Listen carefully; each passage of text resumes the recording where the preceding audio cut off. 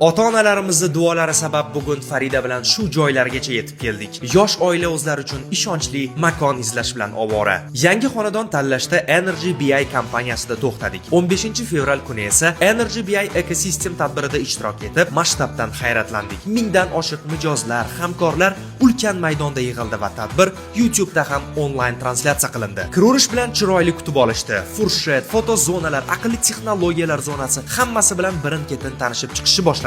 Oradan hech qanaqa vaqt o'tmay kompaniya asoschisi Aydin Rahimbayev hamda boshqa spikerlar Big Plus, Energy BI Service, Bigwheel va boshqa loyihalar bo'yicha nutq so'zlashni boshlashdi. Emotsiyaga juda boy tadbir bo'ldi. Kapalaklar shousi, sovg'ali o'yinlar va bir payt Faridaga qarasam, shaxsan menga eng yoqqan va hatto ozgina ko'z yosh to'kishimga sabab bo'lgan narsa bu ona uyi loyihasi bo'ldi. Bu loyiha og'ir vaziyatda qolgan ayollarga oilasini saqlab qolish uchun barcha zarur yordamni beradi hamda yangi hayotni boshlashda ham ko'maklashadi. Umumiy hisobda bugungi kunda 29 ta ona uyi bo'lib, ulardan 8 tasi O'zbekistonda ekanligidan men juda ham xursandman va shu paytgacha loyiha 8 mingdan ortiq bolachalarga o'z onalari bag'rida qolish imkoniyatini yaratgan ekan va bu harakatlar haqiqatdan ham tahsinga loyiq. Ushbu loyiha tadbirkorlar va BI Group holdingi bilan hamkorlikda yaratilgan. Har tomonlama tadbirdan mamnun bo'ldik. Qadriyatlar bizniki bilan mos ekanligiga ishonch hosil qilib, sotuvlar ochilganidan keyin o'zimizga uy ham tanlab qo'yishga ulgurdik.